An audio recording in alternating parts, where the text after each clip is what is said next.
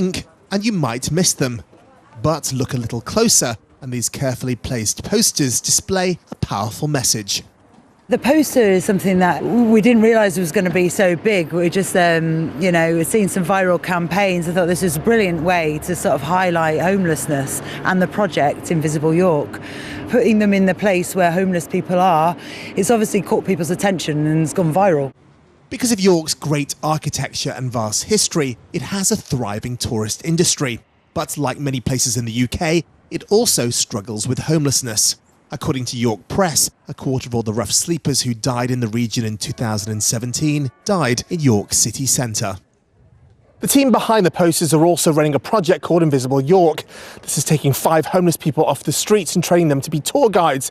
And it's hoped in a few months they'll be ready to take sightseers around the city. With York having a strong tourism industry, it's hoped that the idea will catch on and will also help other members from disadvantaged groups. Similar tours take place in Edinburgh, Manchester and Glasgow. All the stories are filtered through the walking tour guide's personal interests and experiences of the city whilst homeless. The money earned from paying tourists will be put into development pots. Really, it's quite a life changer in that I've become a lot more confident about everything. You know, I'm a lot more content. I've got a better positive outlook on life.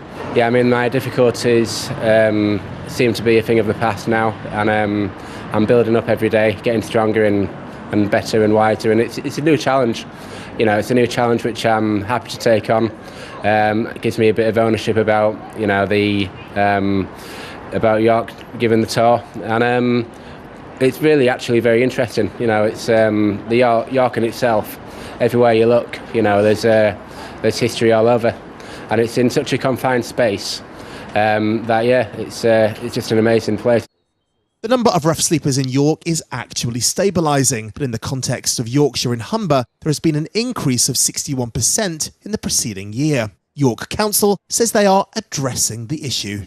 We received 193,000 from central government last year from a fund called the Rough Sleepers Initiative Fund, and with that we provided extra outreach support so that we can go to people who are perhaps rough sleeping on the streets or are in housing difficulty in some ways, rather than them being expected to come to us. And it's a very targeted approach, quite almost like persistent, so that we will keep going back, and the hope being that eventually we'll make a breakthrough and build some trust with those people. Our aim is to kind of spread across different cities across the UK and offer our alternative trust to more and more people, showcasing that people who have an experience of homelessness also have a lot of talent and can be great storytellers, and break down the stereotype and negative stigma that you sometimes have around homelessness and what it actually means. With York's tourism continuing to grow, it is estimated that the sector could become a £1 billion industry within the next 7 years.